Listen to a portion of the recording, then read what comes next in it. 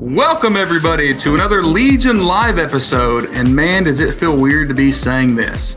So back about 2 years ago, we started doing Legion Live episodes where we would do a weekly Facebook Live, and it was awesome. But things change and you get distracted and you take on other projects and leadership changes, all sorts of crazy stuff. But this has been on my to-do list for quite some time, and we made some changes in the Legion. For those of you that don't know, I'm now partnered with Norm Farrar, who you're going to start seeing on episodes of Legion Live. You're already seeing him in YouTube content and all of our other content that we're putting out. Good stuff.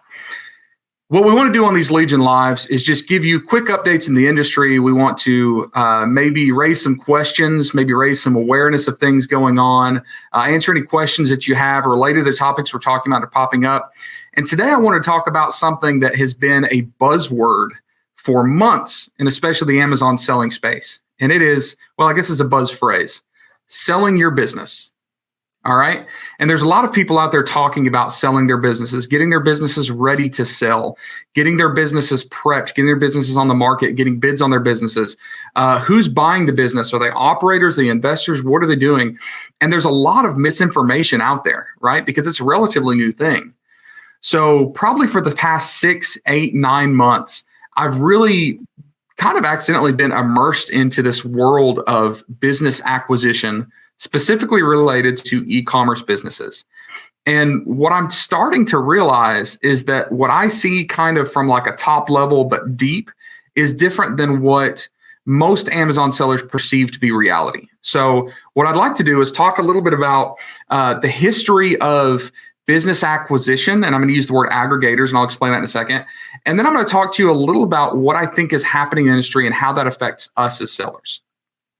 So remember 2-3 years ago on Amazon, there was all this misinformation about, well, maybe it was actually accurate back then. You can't sell your Amazon business. You're not building something you can sell. You can't transfer your businesses. And frankly, in 2015 or so, when I started selling on Amazon, most businesses were resale businesses, right? They were wholesale, they were online arbitrage, retail arbitrage. And there is a less significant value in a company where, one, you're the sole person. You're the one going to the grocery stores and TJ Maxx and buying stuff off the shelf, but also where you don't have a long-term supply chain. Because frankly, if I'm selling wholesale, and anytime my supplier can cut me off and I'm done. If I'm going to retail arbitrage, the only way to scale my business is to walk into stores more times and swipe that credit card more times and buy more stuff. Well, as private labels started becoming more common, more mainstream, I should say, and especially selling on Amazon, now there are places like Walmart and even eBay, we're starting to see private label sellers succeed on there. And then marketplaces like Catch in Australia. We're starting to see people build real tangible assets because you own the supply chain, you own the branding, you might be building off Amazon traffic, you might be building brand representation. We're even seeing online private label brands now getting a brick and mortar. And what's interesting is the world has started to see what we're doing, especially in the era of COVID. So about a year and a month ago when all this stuff started, and we saw the drastic rise in e-commerce business sales versus the decline in retail business sales. So the world started watching what we were doing. If you go back a couple years ago, when I think of a couple years ago and I think about like who was buying and selling businesses, there were places that you could sell businesses, websites. There was flippa.com. There was Quiet Light Brokerage. There was some other sites that were basically just directories, right? Well, somebody had a genius idea. What if we started buying up Amazon businesses, combining them into one operational system, increasing efficiencies and increasing profitability? The first big company that really came to kind of general understanding, like general marketing, like the world started seeing what they were doing in the Amazon space, was a company called Thrasio. It used to be Thras.io. Now it's Thrasio. And a lot of you have heard of them. And their business model was we would make you an offer. We would buy your Amazon business or even sometimes your individual listings, and we'll roll them into our big giant machine and start basically increasing the profits. But what was really cool is people that were building these Amazon businesses that didn't know they had much value realized, hey, we can get a pretty big payday and walk away from this. I have a lot of friends personally that 2 years ago were selling their businesses to companies like Thrasio and doing fairly well, right? Or so they thought. Well, I have a little bit of a problem with that business model 2 years ago. And here is the problem. A company like Thrasio, and I'm not beating up on Thrasio, but I'm going to beat up on the system a little bit and then tell you why I think it's improved. The business model for a company that wants to buy a business and turn a profit means that they have to get that business for as low of a cost as possible. Okay. If I'm a house flipper, right? Not even a flipper. If I want to buy an investment property and then rent it out, whatever I want to do, my profitability will increase when my buying price decreases. All right. So there's this balance of I have to make the offers interesting to get really great brands that I can acquire, but I also have to keep my costs down to keep my profits up. Not necessarily a busted system, but I think there was a flaw there, which was that people were starting to consider selling their businesses to a system that actually profited more when they paid less. So over the past couple of years, Thrasio grew. All right. And they grew massively. And I think the headline was they were the first company to hit $1 billion valuation at the speed that they did, something like that. And Wall Street took notice. And Wall Street said, oh my goodness, how did this company grow so fast? What are they doing? What are they doing? And it exploded. The term that I use for companies like Thrasio is an aggregator, all right, or a roll-up. So they roll up multiple brands or businesses into one, or they aggregate all these multiple businesses. Right now, I am loosely aware of over 80. My suspicion is because some of them fly under the radar and haven't publicly announced their opening. I'm sure there's over 100 that are just specifically buying Amazon businesses. And I think this is a good thing because what this does is it creates more competition in the market.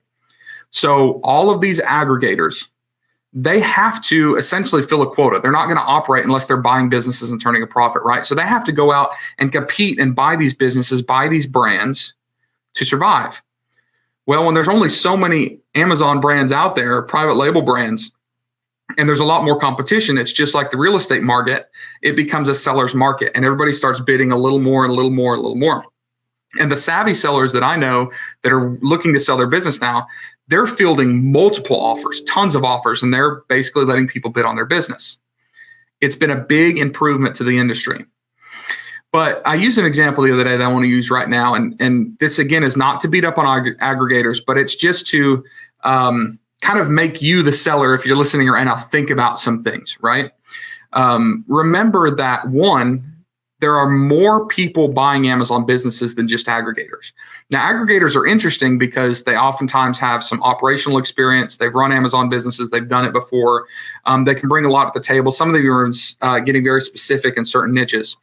So that's the first thing is there are other people other than just aggregators buying businesses. There's private equity.